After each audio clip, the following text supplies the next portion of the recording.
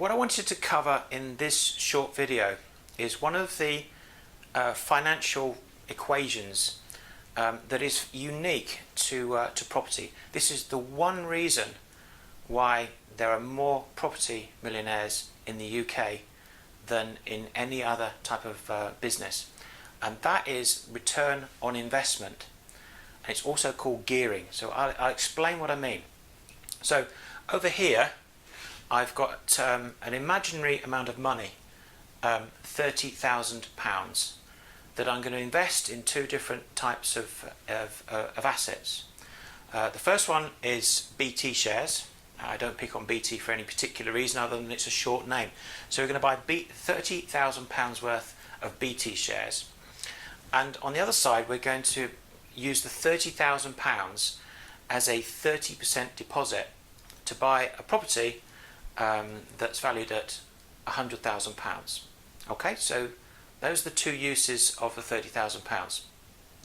Now we're going to assume also that the value of the underlying asset increases by exactly the same amount, in this case 10%, and then we'll calculate, and I'll show you the difference in the return on investment, or ROI for short.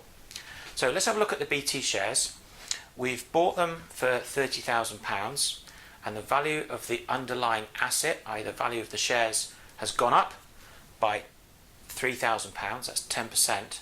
So what is the return on our investment? The return on our investment is the profit, i.e. £3,000, divided by the amount that we invested, £30,000. So not surprisingly, the return on our investment is 10%. Now let's have a look at what happens to property. So you've used your same amount of money, the £30,000, and you've used that as a deposit to buy a property that's £100,000, and the other £70,000 has come from a mortgage. So it's been lent by a bank. It's not your money, it's the bank's money. And the value of the underlying asset has gone up exactly the same as the BT shares, 10%.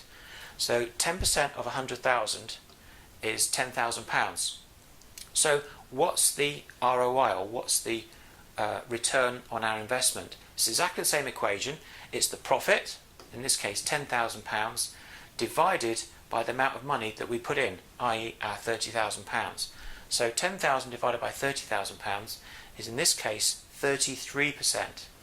And that's why you can get a far higher rate of return on property than any other type of asset, because you can gear up, i.e. you can lend, you can get bank funding to help you buy a more expensive property than the money that you've got to invest. So £30,000 will buy you £30,000 worth of BT shares, but £30,000 in property can buy you a property that's going to cost you £100,000, and that effect is called gearing.